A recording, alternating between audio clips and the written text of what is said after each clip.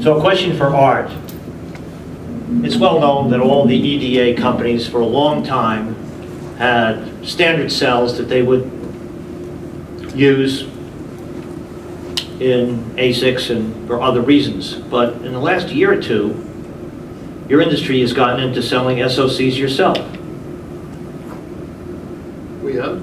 To the best of my knowledge, that You mean the building blocks, not SoC. Right? well, the building blocks or SoCs, and I asked a representative Synopsys at a conference, are you selling these as standard products or as building blocks that customers can modify? And he said, both of the above. And I have the email exchange, I can show it to you. Yeah. So just to be clear, when we talk about SoCs, we're typically talking about chips. We're not in the, Yes, sure. the business of selling chips. We are in the business of selling building blocks. And so Synopsys is the second largest provider of IP blocks. Number one is ARM, who of course is the leader in terms of a whole set of processor blocks.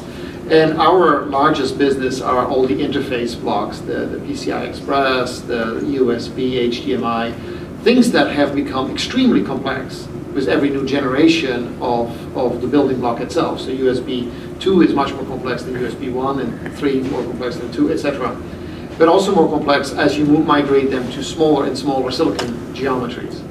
And so, yes, we have a catalog of these basic building blocks that are standards, if you like. The Synopsys representative said, quote, this is a system on a chip, and it's intended for an Ethernet switch router system. Then what we also have is what we call subsystems.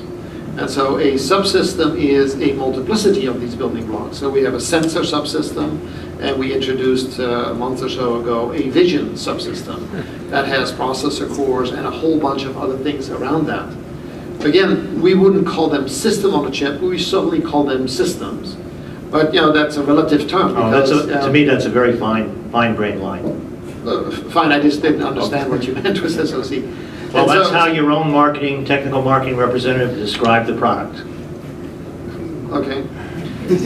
be it as it may, one man's building block become the subsystems for, if you put them together, for the next level. And I think that tendency will continue.